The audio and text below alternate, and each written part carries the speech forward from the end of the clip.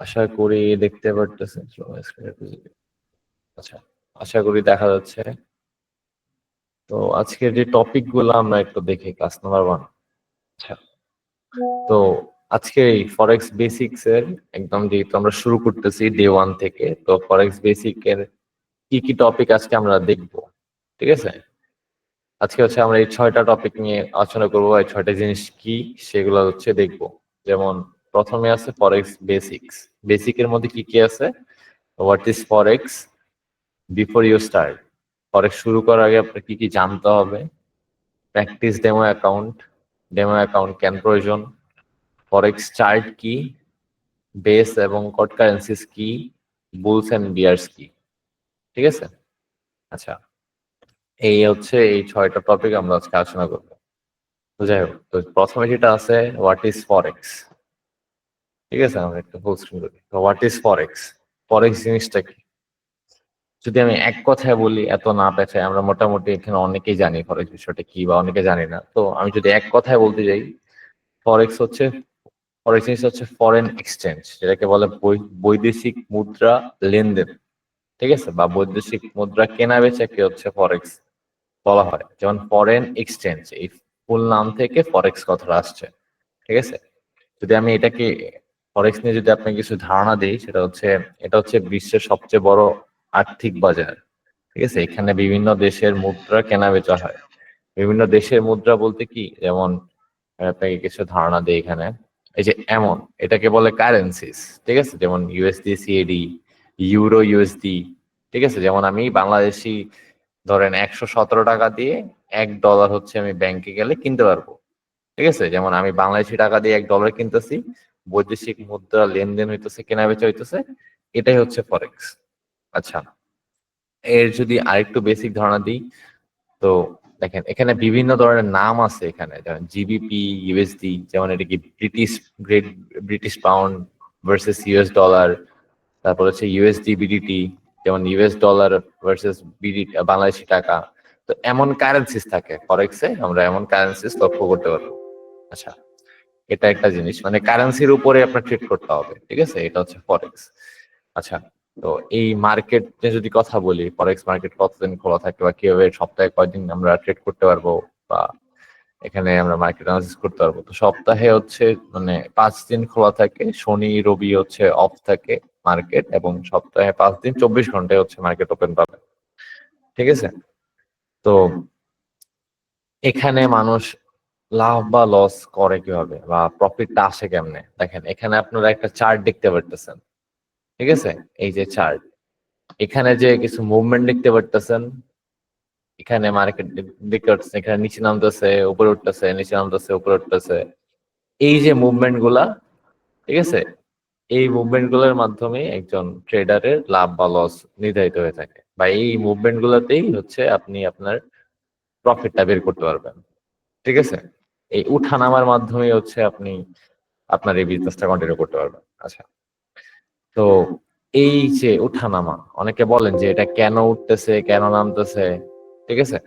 এই উঠানামার যদি এটা কারণ আপনাকে বলি, যেমন মুদ্রার দাম পরিবর্তন হয় কেন, অর্থনৈতিক বা রাজনৈতিক পরিস্থিতি অনুযায়ী, ঠিক আছে? এখানে বিভিন্ন ব্যাংক, বিভিন্ন পণ্য, বিভিন্ন রিজার্ভ, এগুলার কিছু যখন চেঞ্জেস আসে তখন এখানে আমরা দাম পরিবর্তন দেখতে পারি, ঠিক আছে? এই মার্কেট গুলা ওই ভিত্তিতে মুভমেন্ট হয়, এটা কোনো কারণবশত বা এআই জেনারেটেড না।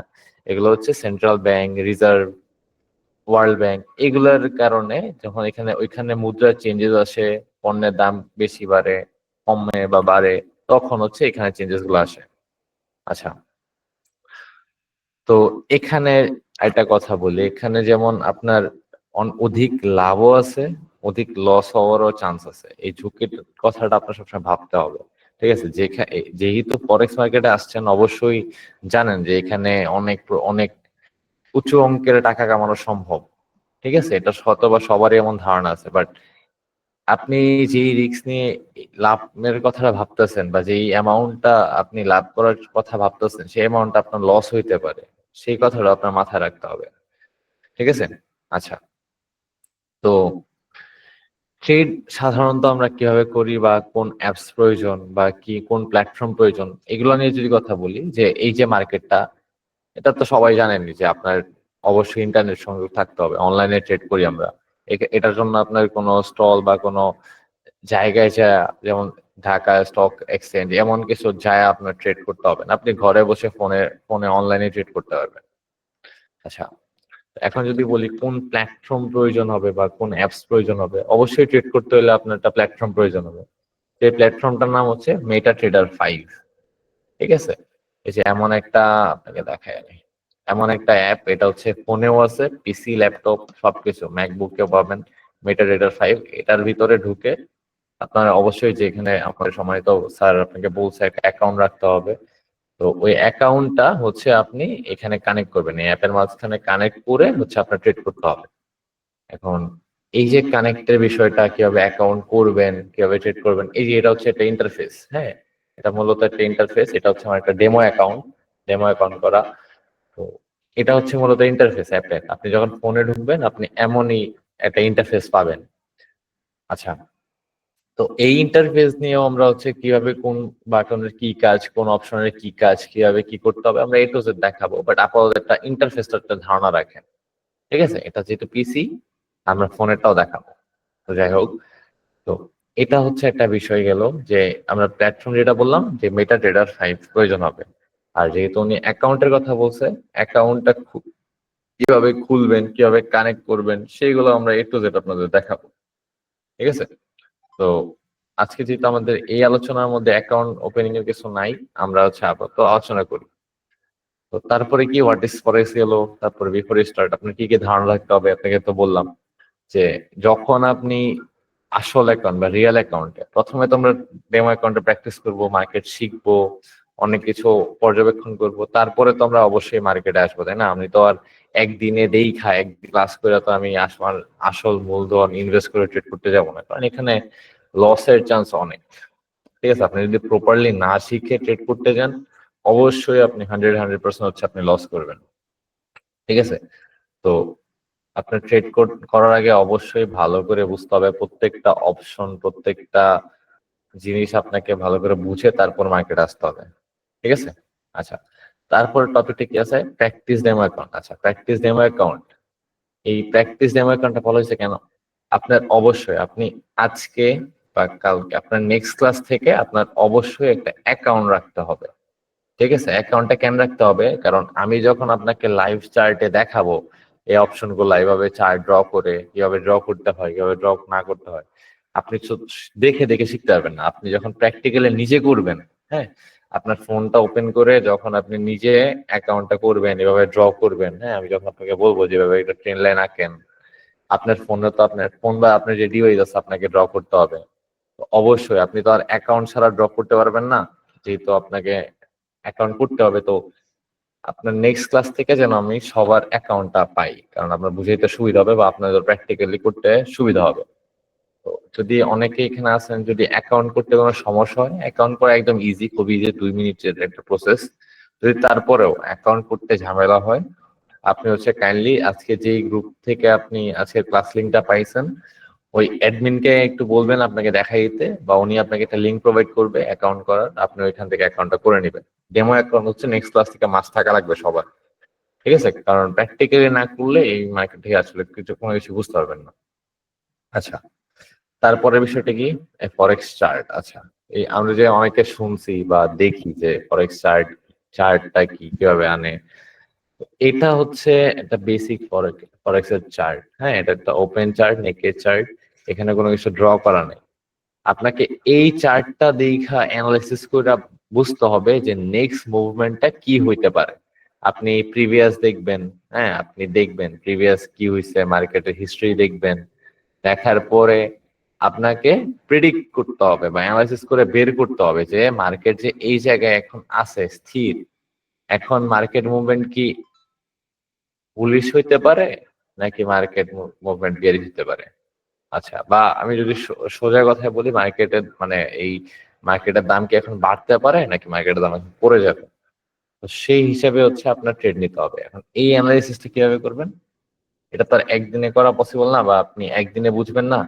এখন এই যে মার্কেট অ্যানালাইসিস করার যেসব স্ট্র্যাটেজিস, যেসব প্যাটার্নস আপনার প্রয়োজন, সেই প্যাটার্নস গুলো বা আপনি কিভাবে করবেন, কিভাবে বুঝবেন মার্কেট এখন কোন দিকে যাইতে পারে, কিভাবে প্রেডিক্ট করবেন, কোথায় ট্রেড নিতে হবে, কোথায় ট্রেড ক্লোজ করতে হবে, আপনাকে A to Z হচ্ছে আমাদের এই কোর্সটার মধ্যে আমরা হচ্ছে আপনাকে ফুলি দেখাই দিব। ঠিক আছে, তো এটা মূলত হচ্ছে একটা ফরেক্স এর চার্ট। এখানে বিভিন্ন পেয়ারের যেমন এক আলাদা আলাদা যেমন পেয়ার আছে, যেমন এটা হচ্ছে গোল্ডের একটা পেয়ার, আপনারা অবশ্যই গোল্ডের নাম শুনছেন যেহেতু ফরেক্স আসছেন। এটা ধরেন ইউরো ইউএসডি একটা চার্ট। হ্যাঁ, একটা চার্ট হচ্ছে একরকম, কারণ প্রত্যেকটা কারেন্সির ভ্যালু তো আর সমান না। তো এটা হচ্ছে আলাদা একটা কারেন্সি বা আলাদা একটা পেয়ার। ঠিক আছে, আলাদা পেয়ারের অনর্গল চার্ট। এখানে এখানে বিভিন্ন পেয়ারের চার্ট বিভিন্ন ধরনের। তো আপনাকে প্রত্যেকটা চার্ট আপনি যখন অ্যানালাইসিস করা শিখবেন, আপনি প্রত্যেকটা চার্ট প্রথমে প্র্যাকটিস করে করে দেখবেন যে আসলে কিভাবে অ্যানালাইসিস করা পসিবল, কিভাবে অ্যানালাইসিস করতে হবে, কোন কোন স্ট্র্যাটেজি আপনি ইউজ করতে পারেন। মার্কেট নেক্সট মানে মূল কথা হচ্ছে আপনি যদি এখানে প্রফিট করতে চান, আপনার মার্কেটের পরবর্তী মুভমেন্টটা জানতে হবে বা প্রেডিক্ট করতে হবে যে মার্কেট এখন কোন দিকে যাইতে পারে। আপনি যদি এটা প্রেডিক্ট করা শিখতে পারেন প্র্যাকটিস করে, তাহলে আপনি একমাত্র প্রফিটেবল ট্রেডার হতে পারবেন। ঠিক আছে, এখন সেটা হওয়ার জন্য যা যা সাপোর্ট প্রয়োজন, যা যা যেসব ক্লাস প্রয়োজন, যেসব জিনিস জানা প্রয়োজন, আমরা হচ্ছে আপনাকে ফুললি সাপোর্ট করে এই কোর্সের মাধ্যমে দেখাই দিব।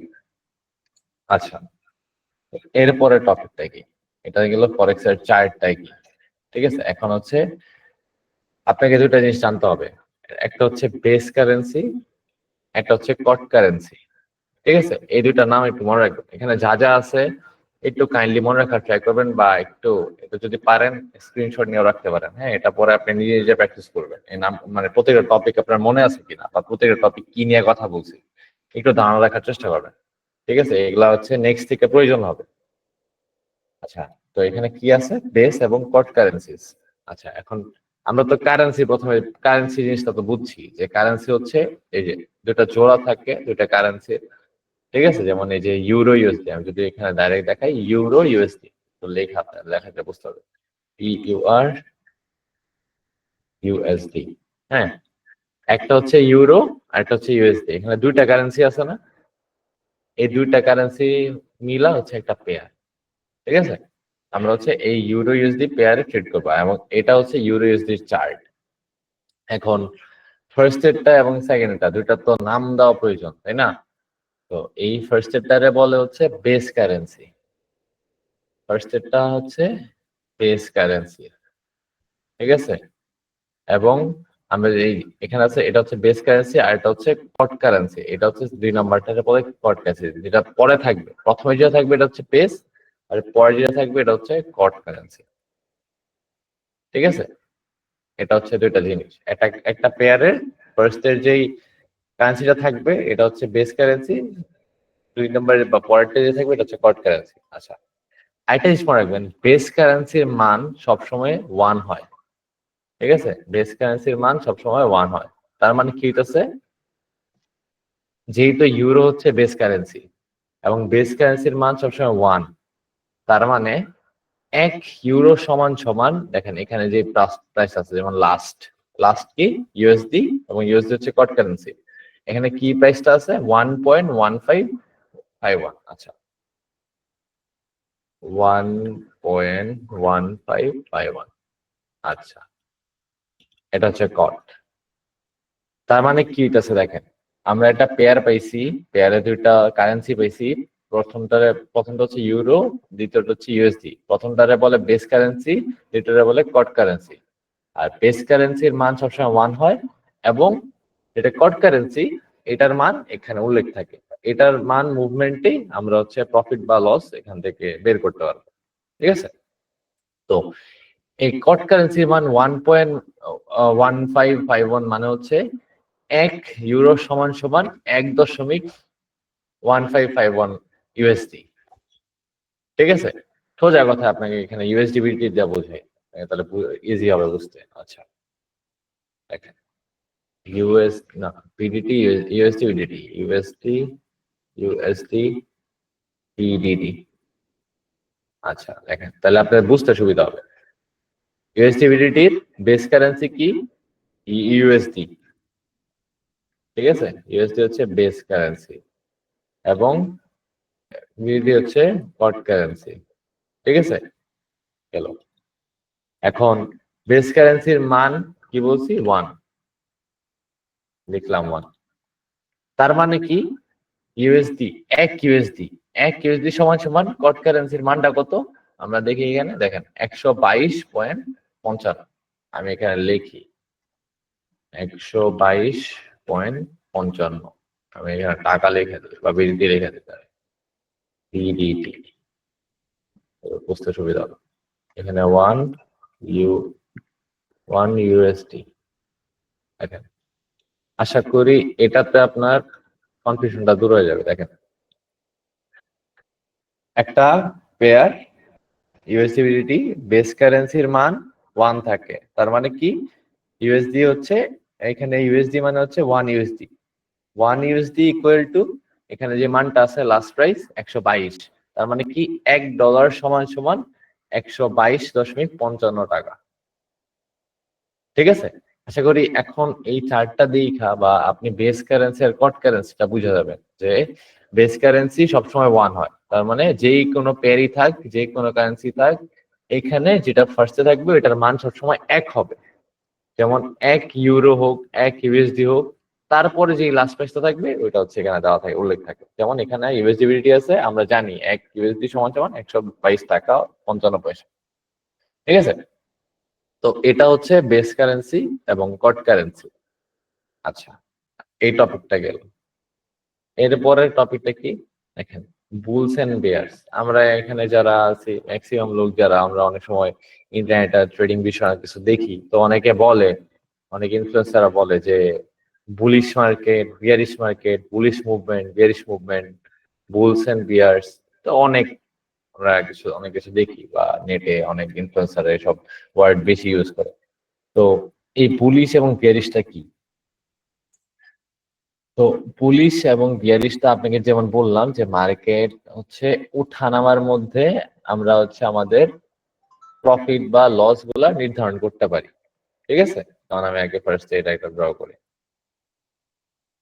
ঠিক আছে, আচ্ছা, তো পুলিশ জিনিসটা হচ্ছে মার্কেটের প্রাইস যখন, আমি সোজা কথা বলি, এক্সাম্পল দিয়ে বোঝাই, পরে আমরা বিস্তারিত জানবো। সোজা যদি আমি এক কথায় বলি, তো বুলিশ কথাটার মানে হচ্ছে মার্কেটের প্রাইস যখন বাড়বে এটাকে বলে বুলিশ। ঠিক আছে, যেমন বুলিশ মুভমেন্ট, দেখেন এই যে এই জায়গাটা নোটিস করেন। হ্যাঁ, আমি আপনাকে যদি এখানে ড্র করে দেখাই, এই যে এই জায়গাটা নোটিস করেন, এখান থেকে শুরু হয়েছে। এটা যদি আমি একটা ড্র করি লাইন, ঠিক আছে, আমি এখানে একটা ড্র করি লাইন, দেখেন এখানে কিন্তু আপনি ইজিলি বুঝতে পারতেছেন যে মার্কেটের দাম বাড়ছে। ঠিক আছে, এটারে বলে হচ্ছে বুলিশ মুভমেন্ট। ঠিক আছে, দাম বাড়তেছে, মার্কেটের দাম বাড়বে। বা আমি যদি এখন প্রেডিক্ট করি, এই যে এই জায়গায় যদি খেয়াল করি, আপনাকে লাইভ দেখাই, আমরা যদি এই নিচের থেকে এখান থেকে যদি দেখি, এভাবে ড্র করলাম, দেখেন এই লাইন দুইটার মাঝে, হ্যাঁ, এই লাইন দুইটার মাঝে কিন্তু আমরা দেখতে পাচ্ছি যে মার্কেটের দাম উপরের দিকে উঠতেছে, মানে বাড়তেছে। ঠিক আছে, এই যে